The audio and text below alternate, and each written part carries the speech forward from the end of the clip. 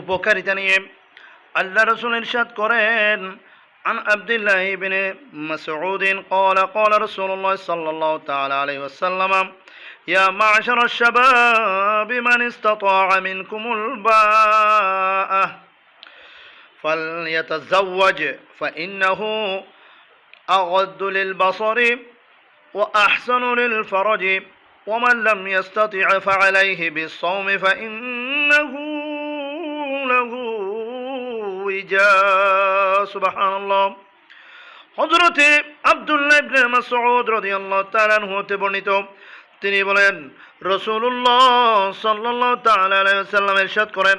হে যুবক সম্প্রদায় তোমাদের মধ্যে যে বিবাহের সামর্থ্য রাখে সে যেন বিবাহ করে কেননা বিবাহ চক্ষু নিয়ন্ত্রণ করে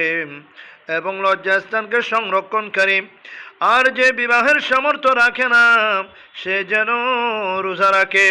কেননা রোজা যত রকমের খারাপ মন্দতা রয়েছে কুপ্রবৃত্তির নিয়ন্ত্রণকারী হচ্ছে সিয়াম সুবহানাল্লাহ।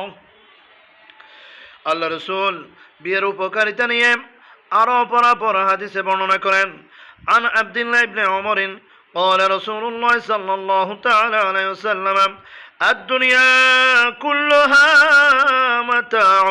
وخير متاع الدنيا المرأة الصالحة وخير متاع الدنيا المرأة الصالحة সুবহানাল্লাহ।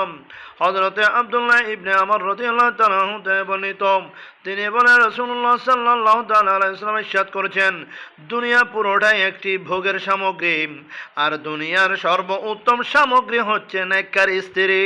সুবহানাল্লাহ।